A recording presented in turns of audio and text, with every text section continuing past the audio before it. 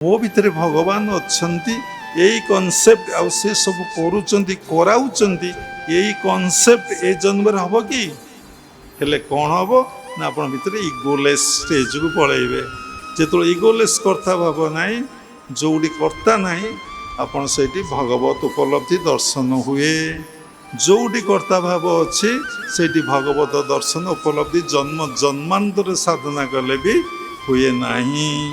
ଦେଖନ୍ତୁ, ଯେତେବେଳେ ସମସ୍ତଙ୍କ ପାଇଁ ଆପଣ ବଞ୍ଚିଲେ, ସମସ୍ତଙ୍କର ସେବା କଲେ, ସମସ୍ତଙ୍କୁ ଭଲ ପାଇଲେ ଏବଂ ସମସ୍ତଙ୍କ ପାଇଁ ଏ ଜୀବନ କାନ୍ଦିଲା, ଯେମିତି ଭୀମ ଭାଇ କହିଥିଲେ, ମୋ ଜୀବନ ପଛେ ନର୍କେ ପଡ଼ିଥାଉ ଜଗତ ଉଦ୍ଧାର ହଉ, ଏଇ କଥା ପଦକ ଲାଗି ତାଙ୍କୁ କେତେ ବିଶ୍ୱ ସମ୍ମାନ ଦେଇଛି।